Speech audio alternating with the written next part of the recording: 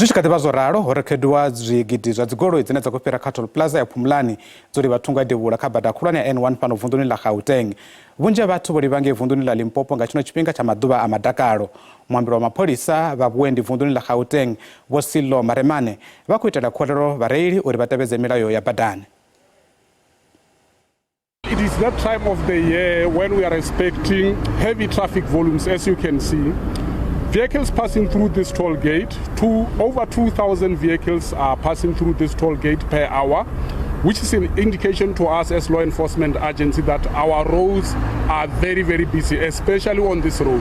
Now we have got a number of problems that we are encountering as far as motorists are concerned.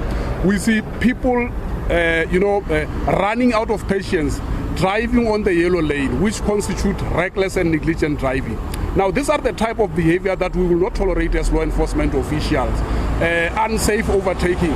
Just yesterday on the N14, before the R55, we have lost lives unnecessarily so. Somebody was driving a vehicle with a heavily loaded trailer. We are saying to our people, every time when they are utilizing our public roads, we encourage them to use our roads responsibly.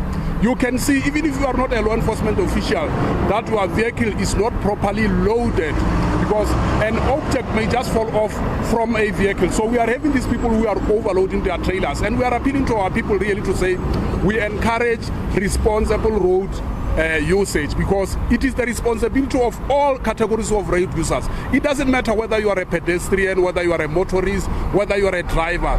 Safety starts with you, and that's why we are here. We are here in large numbers as law enforcement authorities. But let me tell you, I must accept that you do not have traffic officers in every corner. You don't need a traffic officer to force you, to tell you that what you are doing is wrong. It's all about compliance. If we only follow the rules of the law and then we stick to that, we should be able to contain the situation.